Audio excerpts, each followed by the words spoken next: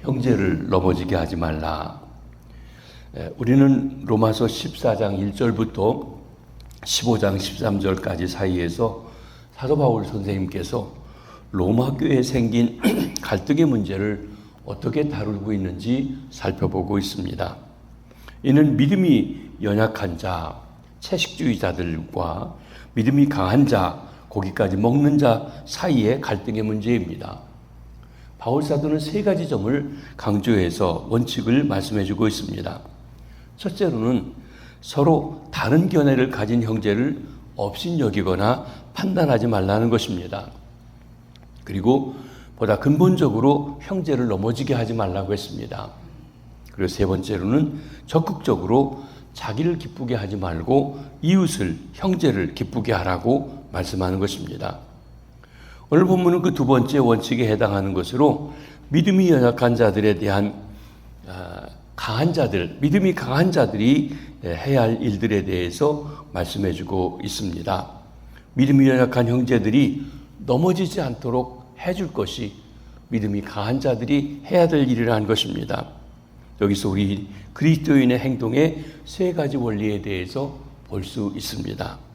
첫 번째로는 모든 일을 사랑으로 행하라고 하십니다. 사랑으로 행한다는 게 무슨 뜻입니까? 먼저는 형제 앞에 부딪힐 것이나 거칠 것을 두지 말라 하고 말씀하십니다. 믿음이 약한 형제들을 비판하기보다는 그 형제가 걸려 넘어지지 않도록 우리가 주의해 줘야 된다 이야기하는 것입니다. 우리는 나와 다른 관점에서 행동하는 형제들을 판단하거나 비난하지 말아야 합니다. 그리고 보다 근본적으로 믿음이 약한 형제가 걸려 넘어지는 문제가 무엇인지를 보고 그 부딪히는 것을 놓아두지 말라고 이야기하시는 것입니다. 13절입니다. 그런즉 우리가 다시는 서로 비판하지 말고 도리어 부딪힐 것이나 거칠 것을 형제 앞에 두지 않도록 해라. 부딪힐 것, 스텀블링 블락이라고 했습니다. 이것은 내가 의도하지 않고 어떤 행동을 하는데 결과적으로 그러니까 나는 편안하게 했는데 상대방이 지금 넘어지게 된 것, 그것을 부딪힐 것이라고 이야기했습니다. 거칠 것이라는 것은 의도적으로 형제에게 장애물이 될 수 있는 행동을 하므로 그 형제 자매가 넘어졌다면 그것을 거칠 것이 된다고 이야기하는 것입니다. 사랑으로 행해야 한다고 했습니다. 이 말씀은 의도적이든 또는 무의식적으로 행한 것이든 비의도적이든지 간에 형제들이 나로 인하여 넘어질 수 있는 말과 행동을 조심하라는 것입니다. 바울 사도는 특별히 이 말씀을 믿음이 강한 자에게 주고 있습니다. 이는 상대방이 약함으로 그가 흔들리고 오해할 만한 것은 아예 없애라고 이야기하는 것입니다. 여러분 가령 집에 손주가 놀러 왔다고 생각해 보십시다. 그러면 온다는 소리를 들으면서부터 모퉁이 어디 뭐가 부딪힐 것이 있나 없나 우리가 다 조심해서 막고 치우고 합니다. 왜 그렇습니까? 애는 무심코 지나가요. 우리는 의도하지 않았는데 그가 다칠 수 있기 때문에 안전하게 놀 수 있도록 환경을 만들어준다는 것입니다. 마찬가지로 믿음이 약한 자가 있으면 조그만 일에도 오해하기 쉬우니 대심하게 마음을 써서 그가 걸려 넘어지는 일이 없도록 보살펴 줘야 된다는 것입니다. 그로 하여금 죄를 짓지 않도록 해야 합니다. 이것이 사랑으로 행하는 일이라 말씀하셨습니다. 그리스도께서 대신 죽으신 형제를 음식보다 더 소중하게 여기는 것입니다. 그것이 사랑으로 행한다 하고 이야기했습니다. 이는 바울 사도가 로마 교회의 갈등의 문제가 먹는 문제, 음식의 문제로 돌아가 원칙적으로 말해주고 있는 것입니다. 음식 그 자체로는 속된 것이 없습니다. 14절에 말씀하십니다. 내가 주 예수 안에서 말하고 확신하나니 무엇이든지 스스로 속된 것이 없으되 다만 속되게 여기는 그 사람에게는 속되니라. 음식 자체는 속된 것이 없습니다. 더러운 것이 없습니다. 도덕적으로 중성이라는 것입니다. 그러나 그 음식을 대하는 사람의 마음가짐에 따라 속되기도 하고 깨끗하기도 합니다. 그런 마음을 갖게 되는 것은 살아온 삶의 방식과도 깊은 관계가 있습니다. 음식이 왜 나쁩니까? 사람은 음식을 가지고 이것이 제사 음식입니다 라고 거기에 귀신이 붙어 있을 것이라고 생각하기 때문에 나쁜 것입니다. 고기는 먹어서는 안 되고 채소 먹어서는 안 된다는 율법을 만들어 놓았습니다. 그런데 바울사도는 음식 자체는 속된 것이 아니고 그 음식을 속되다고 생각하는 그 사람의 마음이 속된 것이라고 말하는 것입니다. 아주 놀라운 원칙입니다. 형제를 음식으로 근심하게 하거나 망하게 해서는 아니 됩니다. 음식은 그 자체로는 깨끗한 것도 아니고 더러운 것도 아니기에 그 음식을 먹는다고 해서 죄될 것은 없습니다. 그러나 바울사도는 여기 더 중요하게 생각하는 것이 있는데 그 음식을 먹음으로 인해서 형제가, 믿음이 약한 형제가 근심하게 하는 것이 아니냐 하고 염려해 주는 것이 사랑이라고 하고 말씀하십니다. 고기를 먹을 수 있느냐 못 먹느냐가 고기를 먹는 이유, 고기를 먹는 동기가 사랑에서 나온 것이냐 아니냐 하는 것을 따져봐야 된다는 것입니다. 사실 그 형제는 우리 주님 예수께서 그를 위하여 피 흘려 주시고 대신 죽어주시어 구원해 주신 그런 형제입니다. 주님께서 생명을 내어 주어서 구원해 주신 형제입니다. 그런데 내가 고기를 먹음으로 그가 근심하고 나아가 죄 가운데 빠지게 된다면 나는 주님의 죽음을 헛되게 하는 자라고 했습니다. 15절에 말씀하십니다. 만일 음식으로 말미암아 내 형제가 근심하게 되면 이는 내가 사랑으로 행하지 아니함이라. 그리스도께서 대신하여 죽으신 형제를 내 음식으로 망하게 하지 말라.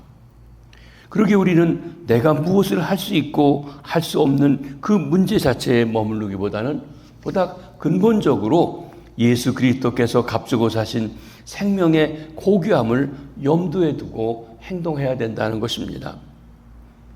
우리와 다른 견해를 가진 형제를 위해서도 주님께서 십자가에 못 박혀 돌아가셨다는 사실을 항상 기억해야 합니다. 인간의 오만은 나만 사랑하라고 합니다. 사람들은 자기만 특별 대우를 받고 싶어 합니다. 그러나 우리는 하나님께서 저 사람도 사랑하시고 저 사람을 위해서도 예수 그리스도께서 십자가에 달려 돌아가셨다고 하는 사실을 기억해야 합니다. 그래서 그를 배려하고 또 위해 주는 것, 그것이 사랑으로 행하는 것이라고 했습니다. 나아가서 우리의 선한 것, 내가 꺼리낌 없이 행한다고 하는 것이 비판받지 않게 하라고 하십니다. 16절입니다. 그러므로 너희의 선한 것이 비방을 받지 않게 하라. 나만 좋고 할 수 있다면 남이 꺼리는 것을 해서는 아니 됩니다. 내가 꺼리낌 없이 먹을 수 있다고 남이 시험받는 것을 해서는 아니 된다는 것입니다. 그 선한 것이 비방을 받지 않게 하여야 합니다. 나아가서 그리스도인으로서 열매를 맺도록 해야 합니다. 그리스도께서 대신하여 죽으신 형제를 음식보다 내가 먹고 마실 수 있는 권한보다 더 중요한 것으로 여기는 것, 그것이 사랑으로 행하는 행동이라고 했습니다. 우리는 공동체 생활을 할 때 나보다 믿음이 약한 사람들을 배려해주는 사랑으로 행하는 일을 하라고 하십니다. 두 번째, 하나님의 사업을 세우라고 하십니다. 20절 상반절입니다. 음식으로 말미암아 하나님의 사업을 무너지게 하지 말라. 하나님의 사람들이 갖는 가장 소중한 열망이 있다면 하나님의 사업에 힘쓰는 것입니다. 그런데 로마 교회 성도들 가운데 먹는 문제로 갈등이 일어났습니다. 우상에게 드려진 고기를 먹는 것이 합당한 것인가 아닌가 하는 문제로 인하여서 성도들 사이에 비난하고 비판하고 갈등이 생겨진 것입니다.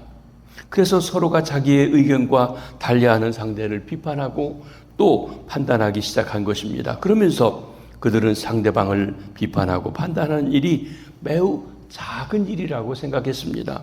그러나 사도 바울은 그것을 작게 생각하는 상대방을 비판하는 그 일이 하나님의 사업에 엄청난 큰 소실을 가져올 수 있다고 경고하고 있는 것입니다.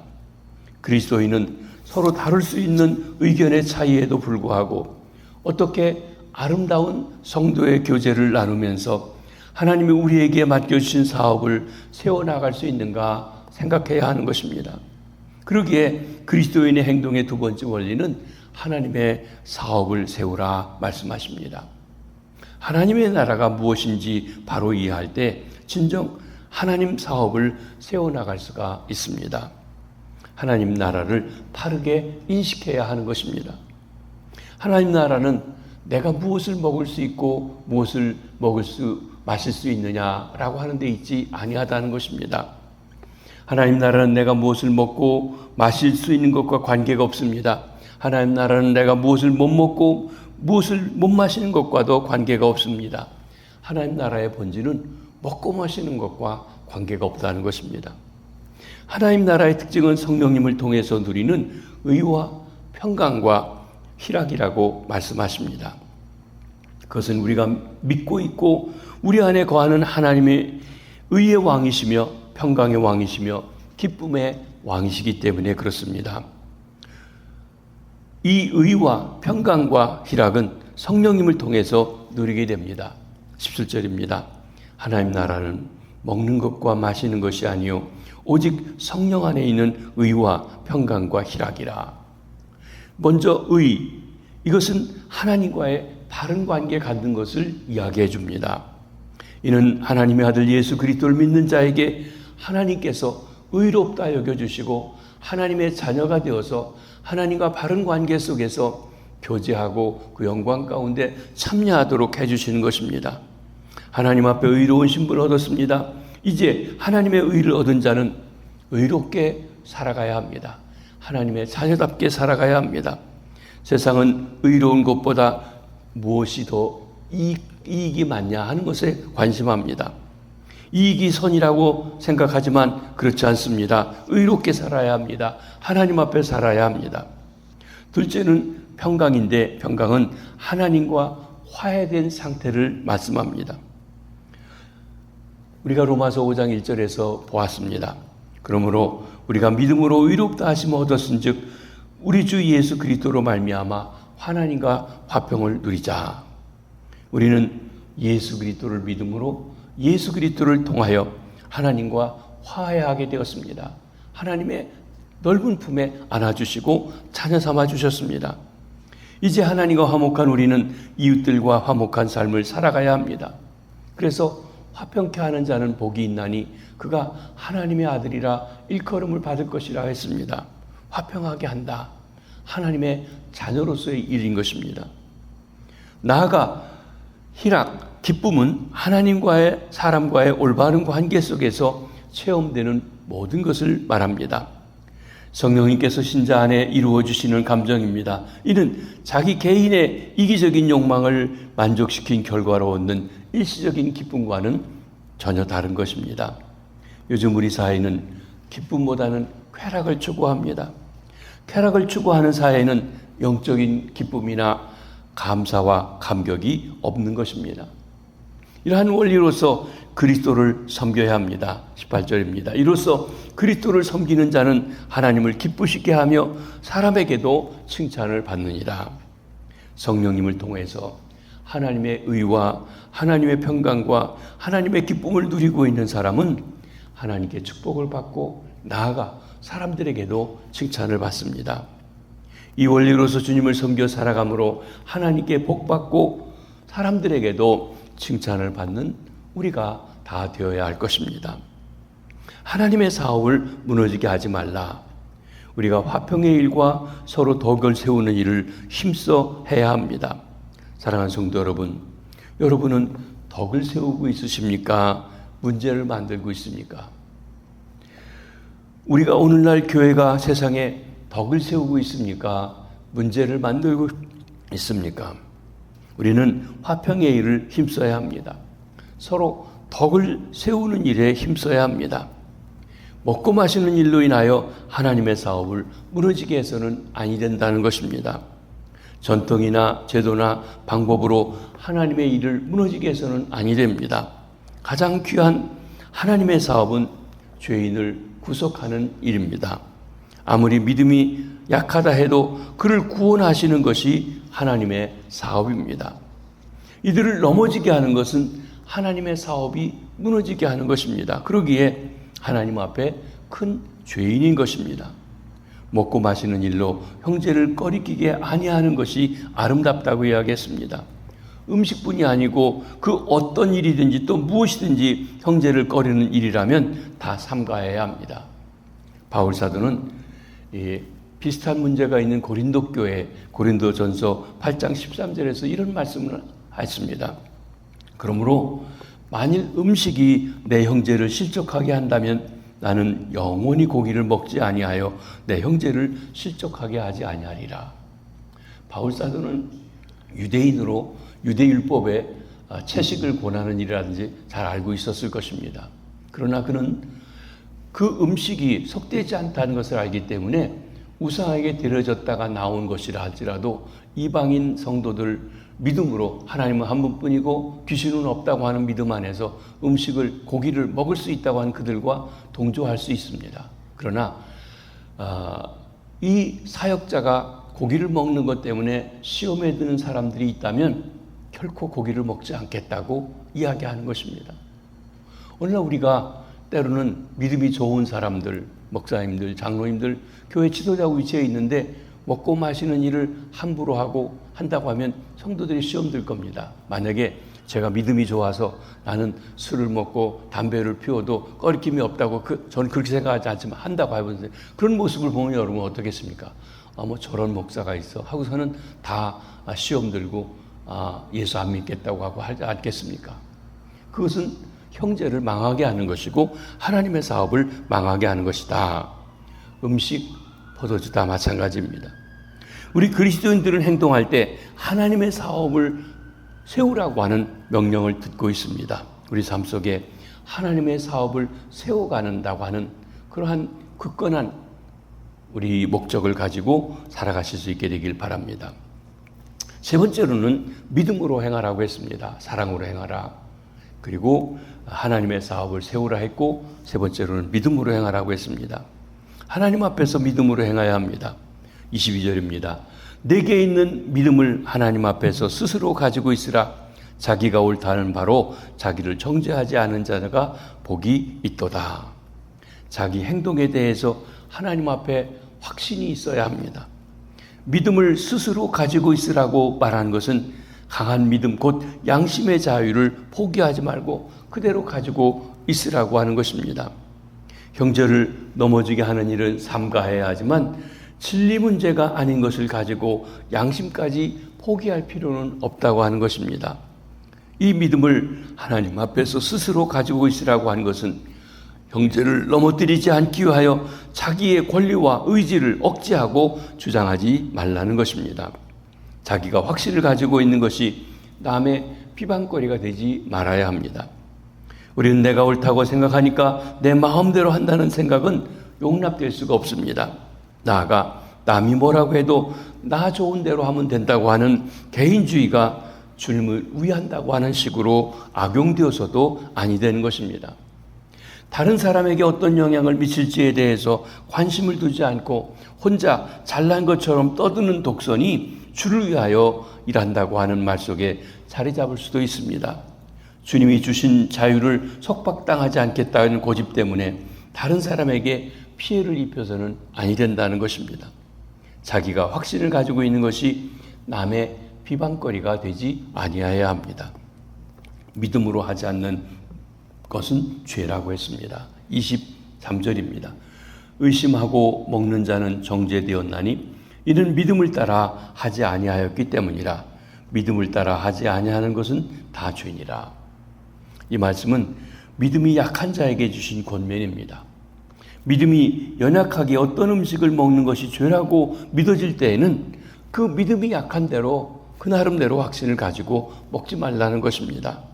믿음이 약한 자가 자기 양심에는 이거 먹으면 안 된다고 단정해 놓고도 믿음이 강한 자가 먹는다고 해서 자기 양심에 꺼리끼는 것을 먹는 것은 죄가 되는 것이니 그렇게 하지 말라라고 이야기하는 것입니다. 그 이유는 의심하며 행하는 모든 것이 정죄되기 때문에 그렇습니다. 믿음을 따라 하지 아니하는 것은 다 죄이라는 말씀은 믿음을 어기는 일을 해서는 아니 된다. 믿음을 어기는 일을 행하는 것이 죄라 말씀해 주신 것입니다. 믿음은 먼저는 진리를 알고 받아들이는 면이 있습니다. 또한 나가서 그 소신한 바를 생활에 실천하는 면이 있습니다. 그렇기 때문에 행함이 없는 믿음은 죽은 믿음이라고 했습니다. 아는 것만 가지고는 반쪽 믿음이라고 말할 수 있는 것입니다. 믿는 바를 실천에 옮기지 못하는 것, 알고도 행치 못하는 죄를 범하는 것이 됩니다. 하물며 양심에 꺼리면서 행하는 것 어찌 죄가 되지 않겠습니까? 하나님의 일은 주 안에서 형제된 이들을 세워주는 것입니다. 성령 안에서 하나님이 기뻐하시는 의와 평강과 희락의 삶을 살아가는 것입니다. 그리고 주께서 원하시는 기뻐하시는 삶을 살기 위해서 날마다 우리가 믿음의 선택을 하며 믿음을 따라 사는 것입니다. 사랑으로 행하고 믿음으로 행하며 하나님의 사업을 세워가시는 우리 성도님들 다 되시기를 주의 이름으로 축복합니다. 기도하겠습니다. 주님, 우리가 신앙생활하며 많은 사람들이 함께 모여 있을 때 믿음이 강한 자도 있고 약한 자도 있습니다. 하나님, 우리가 서로를 그리스도께서 피 흘려 구원해 주신 줄 알고 우리의 윤리 문제, 우리의 생각의 문제를 사랑으로 대할 수 있게 해주시고 남을 배려하며 또 나아가 하나님의 사업을 세워나가 하나님 구원의 역사를 이루게 하시오며 우리의 믿는 바를 지식으로가 아니라 삶으로 옮겨 살아갈 수 있는 믿음의 삶을 살아갈 수 있도록 역사해 주시옵소서. 우리 시온교회가 참 하나님이 기뻐하시는 주님의 몸된 교회가 되게 해주시고 그 안에 있는 우리 모두가 주님 안에서 주의 자녀로서의 삶을 살아가 교회되는 귀한 삶이 될 수 있도록 역사해 주시옵소서.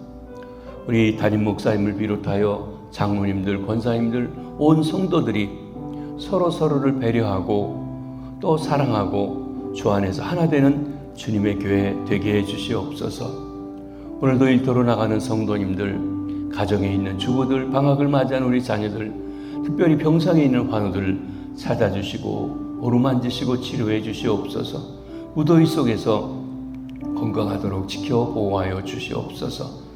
오늘 하루도 주 안에서 승리케 해 주시옵소서.